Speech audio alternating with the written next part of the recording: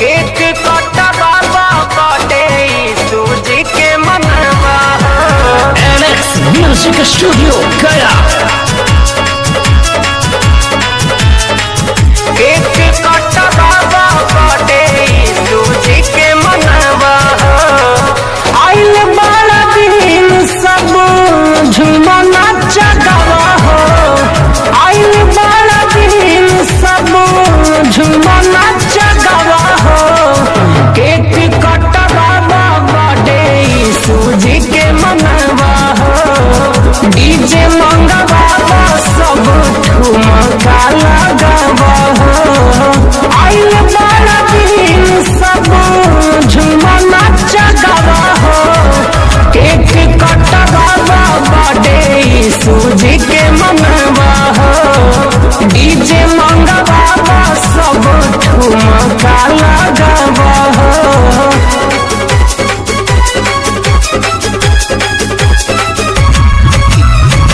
Cake कटवा बाटे सूजी के मनवा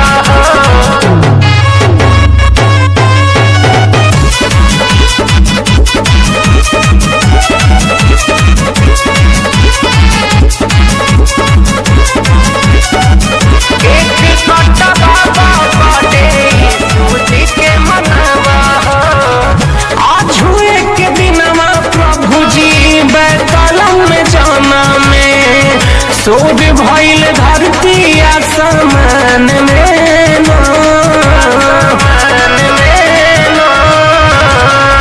आज हुए के दिनमा यीशु जी बैतलम में जाना में शोध भइल धरती आसमान में ना।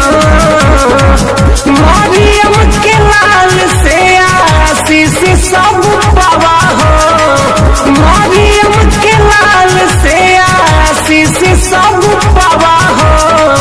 केक कटवा बाटे सूजी के मनवा हो। डीजे मंगवा सब ठुमका लगावा हो।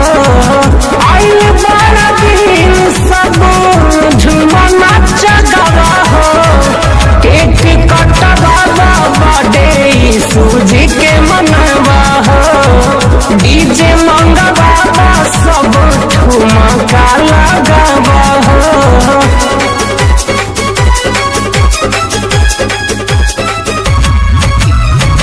केक कटवा बाटे सूजी के मनवा